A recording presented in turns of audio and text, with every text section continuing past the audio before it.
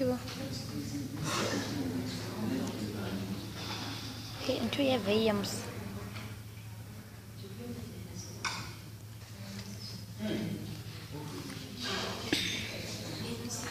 Ano mahing na di project?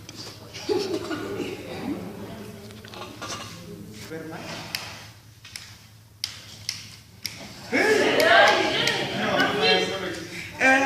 Good morning.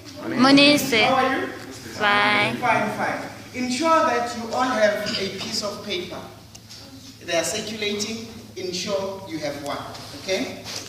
Today we'll be looking at, we are in our English home language poetry lesson. We are grade 10 learners. And then this is the poem that we're going to do. Okay, in brief, by the end of the lesson, this is what I expect you to know. I expect you to define imagery. I expect you to analyze and interpret specific poetic devices. And I also expect you to analyze and interpret poetic language and poetic devices. Okay? Miss Jessica, can you share with us what has been your experience in about South Africa during the apartheid and post-apartheid era? What have you seen? What are the changes that you have noticed before and after? From white prison to black prison. Okay, Jessica was not born yet. Let us find somebody else. Boss, please share with us what influenced many writers in South Africa. I guess the struggle of having to work under pressure and study backgrounds. Many of them to be writers. Yes. Thank you very much, boss. You're spot on. Okay. Charles, boss, has been here for a very long time. Boss, you must pass it and go to another class. Thank you, sir. Anyway, we're going to look at South African protest poetry. Basically, protest poetry is poetry that is written based on what has happened in South Africa. The most famous protest poets are your Mbuyisweni, Oswald Mjali, people like, who else do you know who's a protest poet? I can't think of one right now, but there are too many. You must go Google them. Ne? You are kids of the 21st century. Okay, there is a quote there that says, the most potent weapon in the hands of the oppressor is the mind of the oppressed. That is Steve Biko. We are going to look at a brief history of Steve Biko. Steve Biko, in full, is born to Stephen Biko, born in December 18, 1946. In King Williamstown, in KZN. He died in September 12, 1977. I'm sure many of you were not born yet. Okay, we are going to look at our poem now. Those who have copies will follow. It reads as follows. They call you Minister Biko, now you're dead. They call you Mr. Steve Biko, now you're dead. And though you're dead, though you're dead, you leave them cold. You leave them cold. They who tormented you when you were alive call you Mr. Steve Biko. Now you're dead. So many garlands others have placed around your neck, around your neck.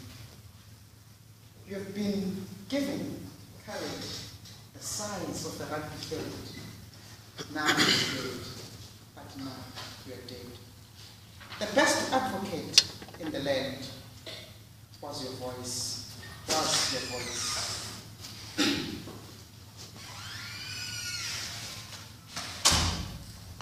And what does it matter? Was said. At an inquest, and best advocates in the land may speak for the dead, but they're dead. They call you Mr. Steve Biko, now you're dead.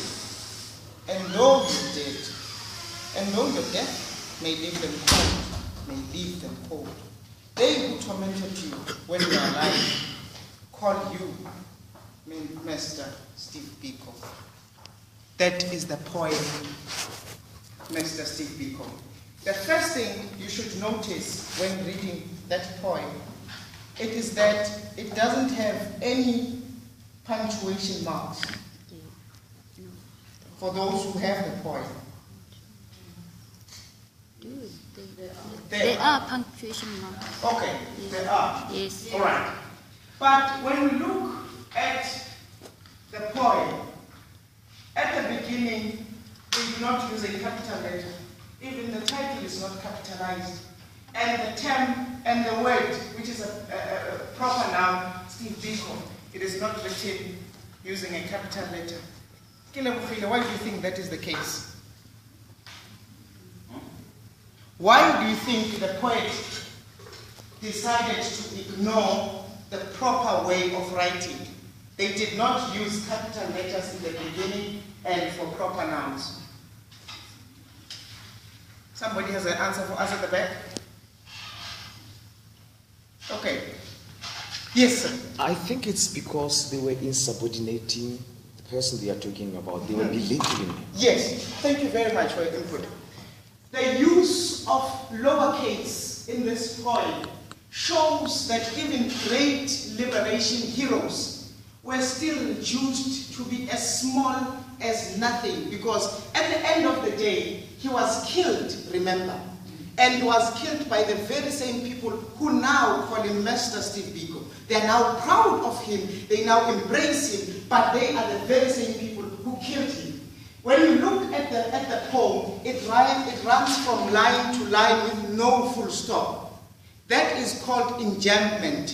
Enjambment is when sentences fall from line to line without any punctuation mark. Why do you think the poet decided to use such a style to write this poem?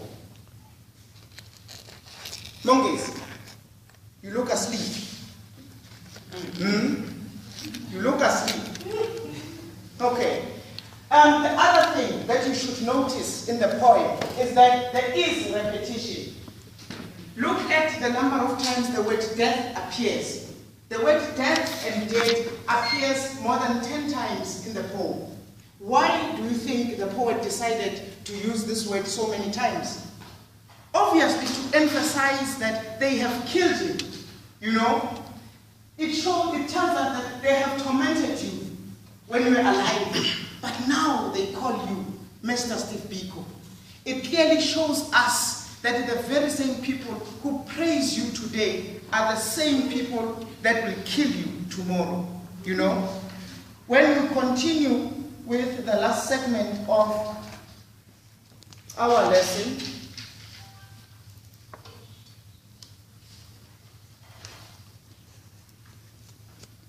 okay, it turns out that the theme of the poem emphasizes on Steve Biko's death, okay? And then there's a quote there. The fear of death follows the fear of life. A man who lives fully is prepared to die at any time, by Mark Twain. Maybe that is something you can think about. Okay, we have managed to discuss the poem with you. Okay, we have also managed to discuss the following. It says identify any 3 unusual things about this poem. Mr. Motswari, any 3 unusual things about the poem? We've talked about them. 1? Thank you, lower cases. Yes. The other one? No punctuation. No punctuation, yes. Last one? Repetition. Okay? Fine. We are moving. It says identify any 3 figures of speech in the poem. Alliteration, thank you very much. Enjambment, thank you very much. Thank you. Sharp. Enjambment, and then the last one, the obvious one, it talks about giving courage as big as a rugby field.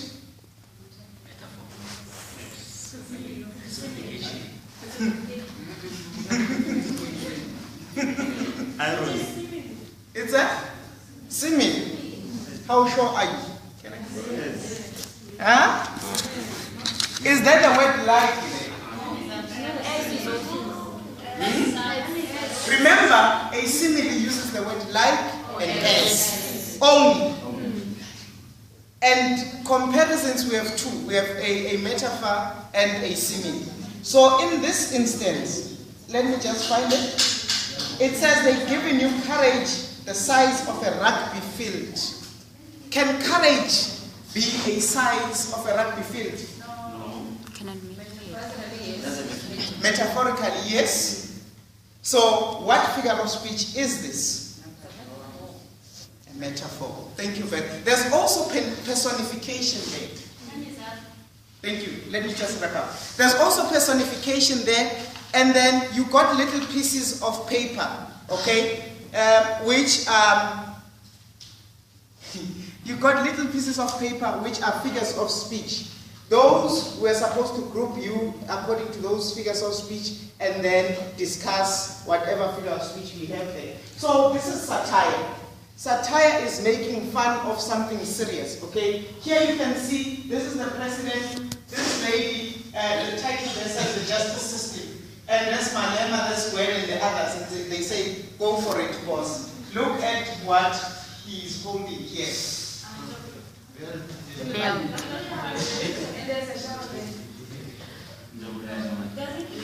ballot. It is satire, it's not me. I didn't write this thing. Okay. And then, in my conclusion, people have left their mark in the world. What will you be remembered by? Thank you.